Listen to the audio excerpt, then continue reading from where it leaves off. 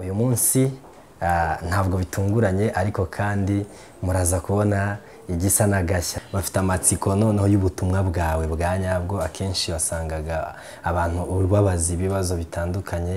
ubu noneho nawe ugiye kutubwira niyihe message mwumva mugeneye MMC muri aya masaha y'igitondo. Nuko cyane mutimura message ya MMC muri urugendo nyine rwa millionaires ruhera ku guhindura imitekerereze mindset ni ngombwa ko abantu bita ku byo bagaburira mindset ngo uzajijuka utazi gusoma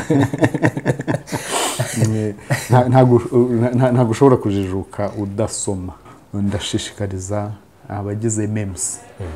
buri muntu kuri capacity ye ngo ikintu cyo kongera ubumenyi cyo kugaburira ubwonko kugaburira ya mindset bakigira intego buri muntu ajya bikora uko ashoboye.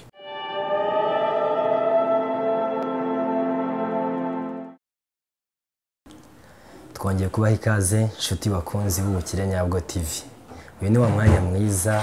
umwanya duhuriramo namwe kugira ngo twungurane ibitekerezo kuri business, entrepreneurship n'ibindi bituzanira ubukungu cyangwa se ubukire nyabwo nk'uko izina ryacu riri.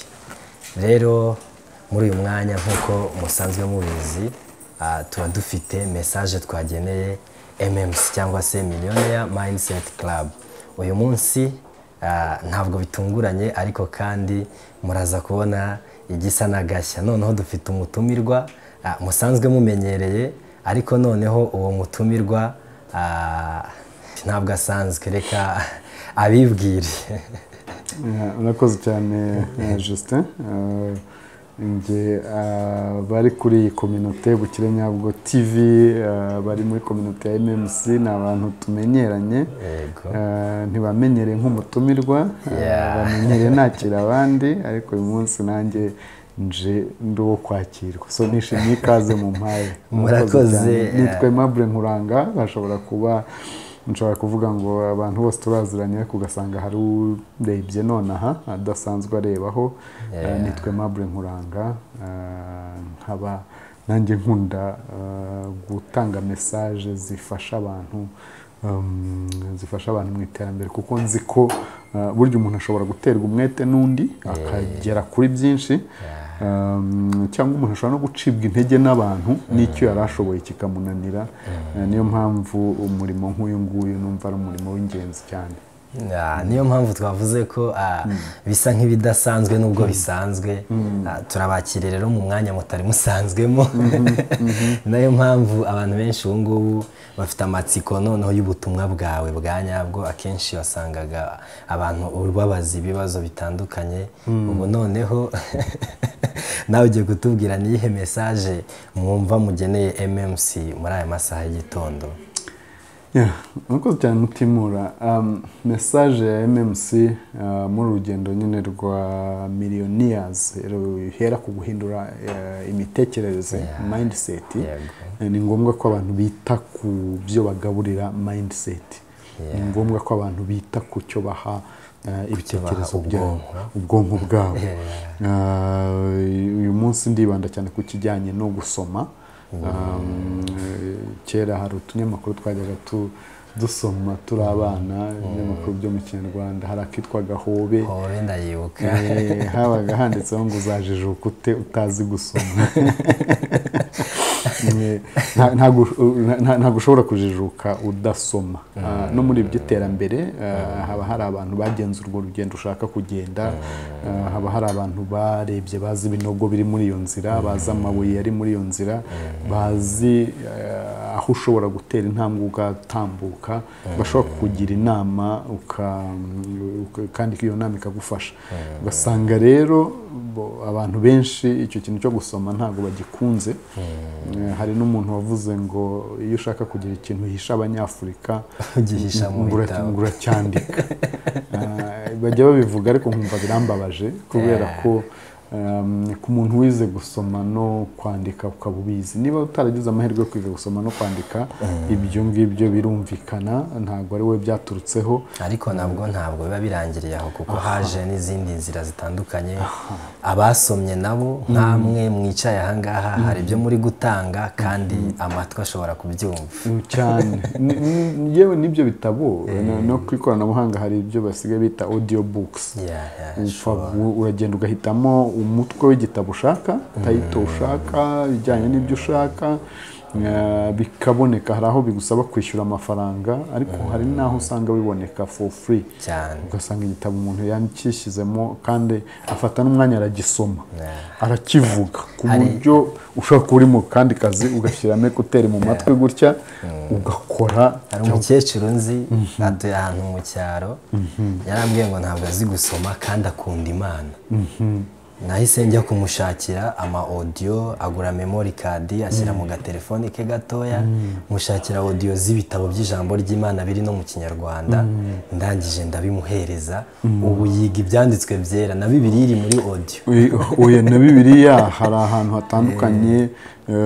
hatandukanye Bibiliya iri muri audio ushiraho ugakurikira rwose bakagusomera igice kikarangira bakagusomera igitabo kikarangira ubwo n'ubufasha wenda bushobora kubonerwa abantu batazi gusoma ariko ubwo turi kuganira noneho ku kijyanye no gusoma ku bantu bazi gusoma bakwiye gufata umwanya agashaka akanya agasoma akashaka ibitabo runaka agasoma hari ubazi gusoma ariko ugasanga wenda afite ikibazo cy'ururimi ugasanga azi gusoma ariko azi gusoma Ikinyarwanda ugasanga azi gusoma gusa Kirundi cyangwa Igiswahili gusa hariho muri bashiki bacu ashobora no kuba akurikira ibi biganiro hariho nigeze kujya mu gihugu cya Norvège noneho ngira nabihe byiza n'abantu twahuriyeyo rwose bamwe tutari tuziranye mpava twabaye abavandimwe tukajya tuvugana duhana nimero za telefone noneho nza kubona umumama umwe muri abo ngabo nkamwandikira musuhuza cyangwa nawe yashaka kunsuhuza akohereza audio message ya audio yo kuri WhatsApp kubera akazi nkora hakaba ubwije ndi mu nama ndi hamwe n'abandi bantu hari bushyireho audio ngo ngire burya hari igihe uri mu nama abandi barimo kuvuga wumva wenda n'ibyo bavuga nta kibazo ushobora kureba ku ruhande gato yaba ari message ukaba wayisoma ukayisubiza ariko wakohereza audio nkatinda gusubiza kubera ko nabaga ntarabona akanya ko kugira ngo nzumve nze kumusubiza none hashize igihe ndamubaza nje kumusubiza nyuma ndamubaza nse ntinabonye ukunda uburyo bwa audio teregati nawe ahubwo nujya umfasha atujye wohereza audio ati kuko ambwira uko yavuye ino atazi gusoma no kwandika ni umuntu wagiye yari impunzi bamwe bagenda batwarwa nk'impunzi amateka yari yaramunyujije ahantu atabasha kwiga agenda ari mukuru ariko atazi gusoma no kwandika ageze muri Norvège yiga bagira ngo bakita ikinoshke ururimi rwaho aba ari rwo yiga kuruvuga yiga kurwandika no kurusoma rwararuzi azi kwandika no kurusoma no kugira ariko Ikinyarwanda azi kukivuga gusa kuko yagikuriyemo ariko ntazi kucyandika nuko rero navuga ngo hariho n'ushobora kugira challenge yo kumenya kwandika cyangwa gusoma ariko akaba afite ikibazo cy'ururimi runaka ibyo bitabo byose biraboneka ahantu hatandukanye isi iri kugenda igerageza gufasha abantu mu buryo bwose biragaragara ndetse nta nubwo biba binakomeye cyane ko biba na YouTube yonyine ushobora kuhigira amasomo menshi gufungura Ubukire Nyabwo TV ukajya ukurikirana ikiganiro buri munsi kandi ngira ngo se mukanya bavuga ko ndi umutumirwa aha ngaha kubo tumaranyeho igihe kuri iyi channel hariho ibiganiro birenga 300 ni bya MMC 120 ibyo bya kera byose ibyinshi ni ngewe wabitangaga ariko icyo nzi birimo amasomo rwose ashobora gufasha umuntu hari ababikurikiye bakaza kumpa ubuhamya akambwira ati no ati nakurikije ibi n'ibi kandi byaramfashije nko mu bitabo rero twavugaga hari igitabo abantu bakunze kugarukaho cy'umwanditsi witwa Robert Kiyosaki ubu ni umusaza uri muri Amerika aracyahari n'uyu munsi ni umusaza ubona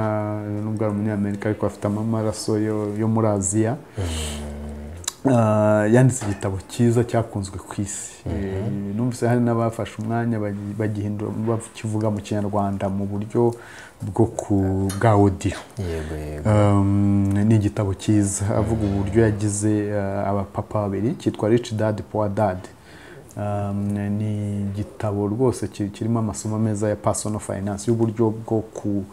kumenya uko ucunga amafaranga yawe iterambere ryawe nk'icyo ni igitabo umuntu akwiye gushaka Rich Dad Poor Dad ariko Robert Kiyosaki agira ibitabo byinshi kandi hafi ya byose biba ari byiza hari ikindi cye nakunze cyitwa Cash Flow Quadrant Cash Flow Quadrant cyerekana uburyo butandukanye abantu bakoreramo amafaranga buzanamo abanyamushahara abikoresha bafite business n'abashoramari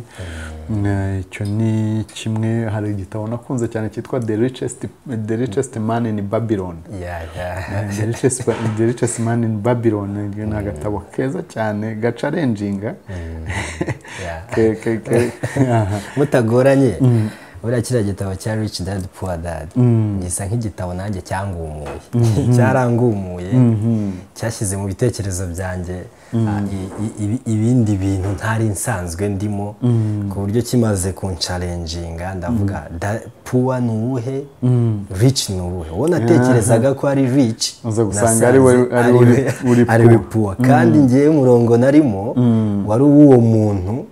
Kiyosaki ari kwita poor kandi nari nzi ko ari wo rich kandi ushobora gusanga ari successful mu nzira ye yanyuzemo ariko still akaba poor nanjye rero nahise mpindura direction ndavuga ngo bari kunyereka ko umurongo narimo aho najyaga niho bari kwita poor ya rero ni ibintu byiza gusoma nta kintu wabigereranya nacyo cyane ni ibintu nkangurira abagize MMC ushobora kuba ukunda ibi biganiro ariko ukaba utajya usoma ukwiye gushaka akanya ko kujya usoma hari ibitabo byinshi kandi rwose usanga abantu baba baragiye bagira ubumenyi butandukanye akagira inararibonye bitandukanye akifuza kurisangiza abantu akarishyira mu bitabo ukaba warica iruhande kubera ko udafata akanya ko kugira ko gusoma hari imico twebwe dufite nk'abanyafrika nk'uko babivuga iyo umuntu yumvisha uvuze kuri Kiyosaki ukavuga Rich Dad Poor Dad ukabivugaho wenda mu minota 5 nk'uko mvuza ako kantu abanyafrika abenshi bahita bumva ko ubwo bihagije yamenye byose byarangiye ariko hari umwanditsi wavuze nanone ikindi kintu kirantungura ngo umuntu utegereza ko abantu bamubwira ibintu bo basomye ngo abameze nk'umuntu wamanutse akajya hasi mu mubande kuvomamo amazi ari guturuka mu musozi yagiye amanukana imyanda n'ibindi bintu bitandukanye we akayavoma yageze mu mubande kandi yari akwiye kuzamuka akajya mu musozi hejuru akayafata kiri fresh we yareka mbigereranye hari abantu bakunda kugira hari njya mbona umupira hashize igihe kinini umupira w'amaguru cyangwa utantwara cyane hari igihe cyane nigeze kumufana ariko nza no kugeraho mfata icyemezo cyo kubihagarika kubera tuma abantu bahita bihutira kugura amabone mu gikombe cy'isi kigiye gutangira njya mbona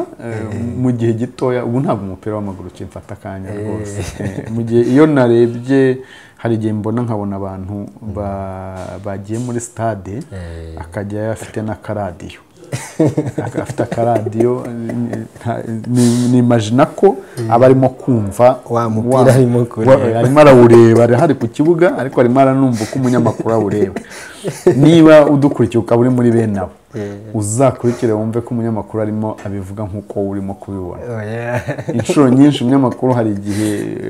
areba uruhande runaka wowe urimo ureba mu rundi, akaba hari ikintu atinzeho wowe ubona atari ingenzi cyane. So nicyo kimwe rero n'igihe niyo ushatse ko abandi bagusomera, kugusomera ibitabo nabwo ushobora kwisanga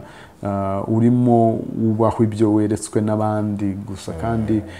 ubuhanga bwashyizwe mu bitabo bwari wari ukwiye kububyaza umusaruro nawe ukakugeraho. Bwari ariko ufasheho agace gato cyane. So navuze utwo dutabo tubiri dutatu, ariko ibitabo ngewe mbona ibyo njya nkuramo ibimfasha n'ibyo njya nkuramo ibyo mfashisha abandi ni byinshi. Njya nkunda no kubihuza n'iyobokamana. Hari ibitabo bitandukanye bivuga kuri financial skills, personal finance, kubera ko njye nize finance, ntago wenda ari ku rwego ruhanitse cyane, ariko nta nubwo ari ruto cyane. Hanyuma nza kubona finance batwigisha mu ishuri na economics, nibyo nize njye, economics na finance. Kuri bachelor's degree nize economics, hanyuma kuri masters niga finance, hanyuma nkora muri finance igihe kinini. Experience ihagije. Nza kubona ko finance twiga mu ishuri niyo gukorera abandi. Twiga finance yo gukorera finance ya leta yo bita public finance, tukiga corporate finance, no kuvuga ibijyanye n'amafaranga ariko y'ibigo by'abandi, uko wacunga amafaranga ya banki runaka, uko wacunga amafaranga y'ikigo runaka, uko wakurikirana ibikorwa byo ku isoko ry'imari n'imigabane, ibintu nk'ibyo. Ariko hakaburamo ikintu cyitwa personal finance. Abankurikira babyiga barabizi. Twiga kujya gukorera abandi, ariko ayo dukoreye nta hantu batwigisha uko tuyakoresha. Aho rero hari ibintu unyibukije, nge nanjye nagize amahirwe yo kwiga mu bintu bijyanye n'amafaranga, entrepreneurship na economy. Ariko igihe nayisozaga nagize n'amahirwe yo kujya kwigisha entrepreneurship. Nigishaga mu ishuri rikuru ahantu mu mujyi, ishuri ryiza. Umwana yarancalenginze, umwana wa senior 2 yarancalenginze, arambaza ko utubwira ko kwikorera ari byiza, ukaduha avantage yo kwikorera. Nigishaga entrepreneurship. Umwana arabitondagura byose ibyo nabigishije byiza byo kwikorera, ati wowe kukikorera abandi. None uko abenshi mu badukurikiye harimo abigisha entrepreneurship, ariko batarashinga n'akantu kamwe, batazi n'uburyo umuntu ashobora gushinga akabutike, bakabizi muri teori gusa. Ese nsanga ibyo bavugaga ko ibyo twiga nari narize kwigisha abandi kwihangira imirimo, ariko buri uburyo nigeze niga kuwihangira ngo ugende uhange, nize kubitoza abandi. Ariko sibyo, nese niwiga kubitoza abandi nabo bakajya kubitoza abandi, ariko nta numwe uvamo ngo abitore abikore. Urumva ni ikibazo. Bitumye hari icyo nifuza kubabaza. Hari abantu wenda bakunda kuvuga ko, ndabizi muri abahanga muri finance, ariko hari abantu batubwira ko hari umuntu ushobora kuba yarakoze enterprise akaba successful mu gukora company, akunguka igakundwa cyane ku buryo bashobora kumuhereza award, bakamuha nka diplome y'ikirenga muri iyo course. Bibaho? Oh yes. Intuza za PhD zo bita doctorate honoris causa. Hariho ama degree baha umuntu kubera kumwubaha kubyo yakoze, kubyo yagezeho, bakabona ikintu yavumbuye, uko yagikoze, aho yakigejeje, bakavuga bati nubwo atagiye muri laboratoire ngo akore za research, nubwo aticaye muri kaminuza ngo yandike, ariko iki kintu yakoze cyakoze ni contribution ikomeye kuri humanité, ku bantu muri rusange, mu bukungu bw'isi, bakabimuhera impamyabushobozi. Hari n'abashobora gutanga amasomo mu makaminuza. Cyane, hari umuntu ufite experience yayitangaho, yatanga isomo kumva abantu bateze amatwi. kandi si kure gusa ninaha nuko abantu benshi baba bafite inararibonye usanga badakunze kurisharinga gufata umwanya ngo bariganiriza abantu ariko ninaha harabunjya mbona ukabona bamwe mu ba rwiyemezamirimo bamaze kugera ahantu dufite ukabona hari ujya ufata mikoro agatinyuka akabwira abantu uko yabigenje ingorane yahuyemo nazo uko yazirenze agatanga isomo gutyo abandi bakabicisha mu bitabo ku buryo tubisoma bigasa nk'irindi shuri rigenda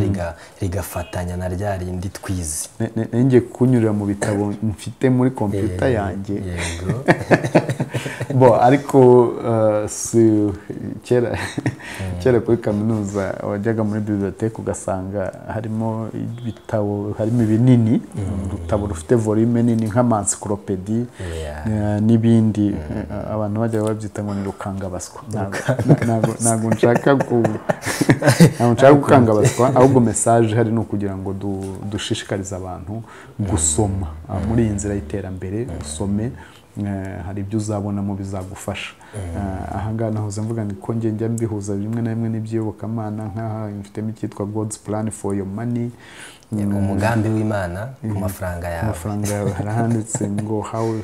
how should I think about money biblical keys to financial prosperity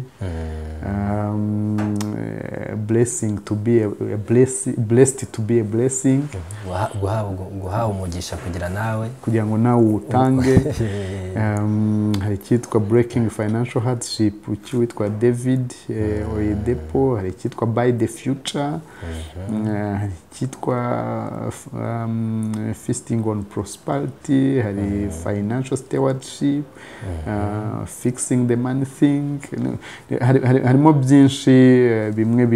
bihura na faith n'ibindi ariko byose biri around finance n'ibindi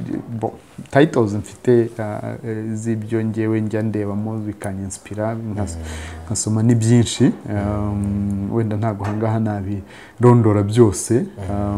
ariko ndashishikariza abagize MMC buri muntu kuri capacity ye ngo ikintu cyo kongera ubumenyi cyo kugaburira ubwonko kugaburira ya mindset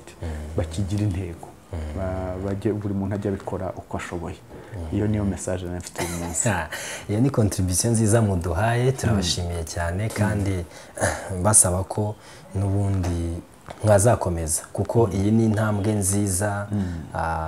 kugira ngo ibitekerezo byacu nibyo biyobora umubiri nkuko mwakomeje kugenda mubibwira abakunzi b'Ubukire Nyabwo TV buri kimwe cyose dukora kiva mu ntekerezo yari intekerezo zitubakitse ngo zibone fondation nziza zibe ziri ku rwego rwiza rwo guhangana na buri kibazo ibyo twakubaka byose hari uwo twatumiye aratubwira ati ntacyo waba uri gukora yaratubwiye ngo mwubake intekerezo nziza ubundi umubiri uzagenza uzakurikira iki intekerezo zakoze murakoze cyane Aimable Nkuranga murakoze cyane byadushimishije kubana namwe naho gutaha murakoze abakunzi b'Ubukire Nyabwo TV murumva ko dukwiye gukangukira gusoma ibitabo abari nko mu Rwanda bo murabizi ko dufite public library ibamo ibitabo bitandukanye hari library ziri online ushobora gukuraho igitabo ukiga ugasobanukirwa ikintu ari wowe ubwawe ukimenyeye ku giti cyawe kugeza ubwo ushobora nawe kugera kuri level cyangwa se ku rugero rw'uko nawe ushobora gutanga amasomo kandi nawe akakubyarira inyungu murakoze ibiganiro byacu nakagaruka